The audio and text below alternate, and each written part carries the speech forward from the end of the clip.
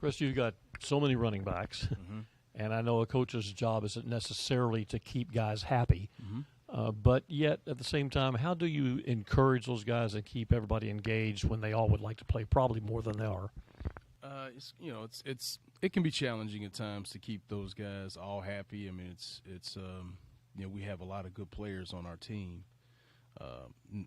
Outside of our room, we've got some really good receivers. I'm sure they'd like a few more touches. Got some good tight ends. They'd like a few more touches, and I think it's just a matter of them understanding that.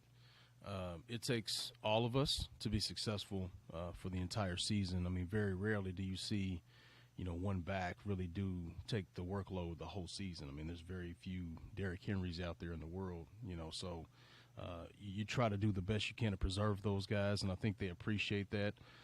Try to keep an eye on the odometer, so to speak, throughout the game and see where we are.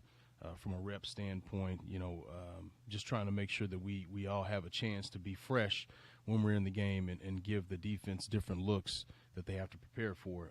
And it helps when those kids, they cheer for each other. They're really, really tight, and they love to see each other have success. But I just continue to try to challenge them in different ways and keep them hungry in that aspect. When we talked to you last month, you were talking about Isaac and trying to make sure he stayed focused in the offseason and that. What did you see during the offseason that kind of led to at least the first game? I mean, there wasn't many carries, but they were good carries. I think I saw more of a commitment in the weight room from him. Talking with our strength staff, I think they do a tremendous job of challenging our guys and pushing them in ways that I think are specific to the position. And, I really thought he took a step in the weight room this offseason. And it shows. I mean, I think physically he looks a little different this year. He's a little thicker, a little heavier, a little sturdier runner.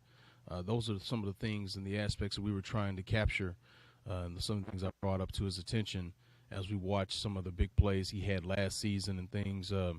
There were some yards that we left on the field, and I think it's just a matter of gaining strength, adding a few more pounds, being a little bit more sturdy in between the tackles, being able to play a little better through contact.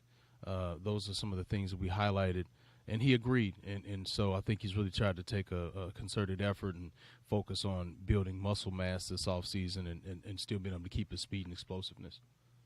Coach, Duke didn't get many carries on Saturday, but had a heck of a catch in the end zone. Can you talk about his progression, not just carrying the ball, but especially in the receiving game as well? Well, I mean, that's the area that I wanted Duke to have more carries. I didn't realize until we got far along in the game that he only had 2 carries, and at that point the game was pretty much we had built a good lead, and he understood he's a competitive kid, but he also roots for the other guys, and that's the area of his game where I really thought that as we looked back from last season and watched the things that we can prepare and get better at, I thought that was the one area he really needed to work on the most was tracking the football. He's he's a really, really competitive kid. That area of his game he can still evolve in some, and he's really done a good job. I mean, just catching a lot of passes throughout the summer, be it on the jugs or from the quarterbacks, from different angles, seeing it over the right shoulder, seeing it over the left shoulder, seeing it 10 to 15 yards downfield. And so I was just tickled to death to see him bring that 30-yard pass in because I know how much he's worked on it, and I know how much it meant to him. And so I was just fired up for him. Just going down the list of running backs, obviously, Duke and Isaac are really special talents right now. Obviously, following up really good freshman years. But where does Keyone kind of fit in things, whether that be, leadership on the field? How does he kind of factor into the running back room? I mean, he always factors in. I mean, he's Mr. Versatility, and he's kind of. I guess in some ways, my youngest child has her favorite blanket. She's 2 years old. And it soothes her, and I mean, Keyone kind of does that for me. I mean, he's the glue. I think both Isaac and Duke are special in their own right. I mean, they're fireworks. You know what I mean? And thunder over Louisville, so to speak. And I think that Keyone is kind of he's the blanket that keeps it all together, and just to make sure it goes. And he's a good change of pace to those kids. And I think he has his own style of play, and we talk all the time about, hey, Bama, you don't need to be Isaac. You don't need to be Duke. You need to be you. That's what we need. And I think when you combine those three kids together, I think you've got a three-headed monster. That those are three different types of games that you need to prepare for as a defense to corral, to take the right proper angles. And then, Keywan, he's sturdy, man. He's gritty. He's rugged. That's his game. And little bit different than Isaac and Duke. And it presents a good, I think, a good kind of mix for the defense. When he comes in, it's a little bit more physical, a little bit more pads popping.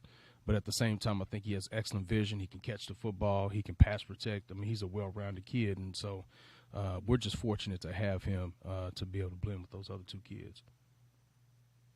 These last two questions kind of hit on the one I've got, because I was going to ask about versatility. We talked about, Duke and his catch, and Isaac and what he's done, and Keywan had a touchdown catch that got called back, and the special teams play, Yes. Pass protection. How much pride? How much have these three progressed in almost every area? I mean, that's one thing that I take pride in as a coach is, no matter the type of success that we've been able to have, we always try to find ways to improve. And some of those things I challenge them in special teams as well. And Bama, with his body type, he can do a lot of different jobs on the football field.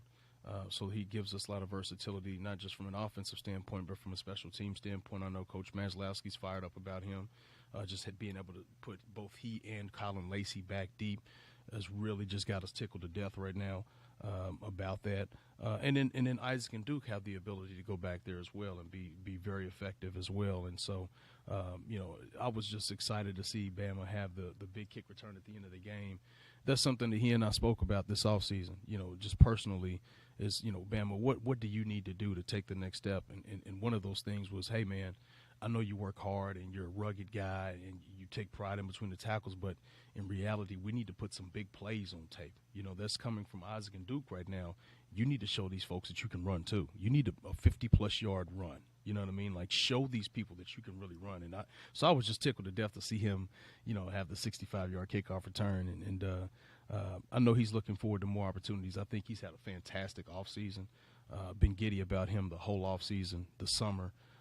And I see it in his eyes. He's ready to rock and roll. So whenever he gets his opportunity, he knows his kind of his role and how valuable he is to us. And I think he's just chomping at the bit to go out and continue to prove himself. But all three of those kids just fired up about him and where they are and how they've continued to improve. Chris, continuing to go down the depth chart, what did you think about Sean Boykins and his in-game debut at running back? Very impressed. He's got some traits. I tell him all the time. He's a big man. He's not what you would consider to be. I guess he's probably the biggest one in our room.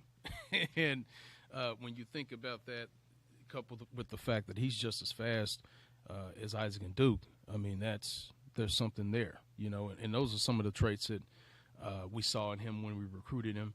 And then just watching him kind of here early in his career, just trying to find a way onto the field and things like that. You saw flashes of it with the ball in hand. And so I just was like, let's just take a look at him at running back, because he kind of reminds me of some guys I've had before.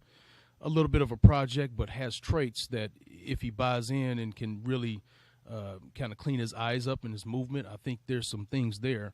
He has some gifts that we can really put on display. And so, I was impressed. I mean, I thought he showed good vision. I think that's gotten better as he's kind of moved closer to the football, playing running back now. I think seeing the game and so many bodies around has been a transition for him. He's used to playing out in space and running a hitch route, and there's one corner in front of me and things like that. But now, no, there's 4 D linemen, there's 3 linebackers, there's linemen's blocks that you need to read, leverage of blocks and things, all of that. So the game is slowing down, I think, slowly for him. He's a smart kid. He digests it. He asks questions, shows up early, stays late. So I'm seeing the buy-in from him. But I tell him, I mean, he kind of reminds me of a kid we had at the previous spot who's starting for the New York Giants right now, Tyrone Tracy. Was kind of a guy that, wanted to play both. Debo Samuel type of guy, outside on as well as running back periodically. But, once he bought in, I mean, just kind of took off. And he had traits. He could run. He could catch from the receiver position. And I think there's a lot of the similar traits with Sean. And so seeing the buy-in from him, he's really close to Isaac and Duke. And I didn't realize they were all in the same class, him, Isaac, and Duke. And in Bama, they're all really close, so they're helping him. And you're just seeing the growth from him day in and day out. Almost similar to like what I saw from Garindo a couple of years ago. Just when Jaws kind of got nicked up, just the increased amount of reps, you saw the growth week in and week out, and I think you're going to see the same with Sean as he continues to grow in the position. So excited about what we saw from him and his continued growth. Chris, you haven't last year. The 2 night games you played were away. Having one here is different. Those guys have not played in a night game here. How different is it at night? And then the second part, how do you manage like the reps? How do you go into the game thinking you want to kind of do things? That's a great question. I mean, well, this is going to be their first, I guess, night game at home. So excited about that. They have played on Friday nights, and so in high school. So excited to see how they handle their first one in college. Always been excited about playing at home in front of our fan base. They really come out and support us tremendously. It was great Saturday, and we anticipate a great crowd on Friday night. I know we'll compete with local high school football a little bit, but we're excited about the opportunity to go out there and compete. And I know these young men, regardless what day we play on, if we play Tuesday at 4:30, I mean, they're going to be excited to play. And then just as far as these young men repetitions and how they split up, I mean, I think obviously there's a plan when we go into each game. And I think I kind of read it as we go. As it's flowing, I kind of get a feel for it. I track reps. You probably see me writing a lot on the sideline just to give the guys feedback, but also keep an eye on the odometer and see where we are, see what's going on in the game, how the game is flowing, who's hot, who's not, and just get a feel for it that way. So it may differ from game to game. And then, of course, at times injuries happen. And so I got to be prepared for that. And I think those guys do a good job staying ready.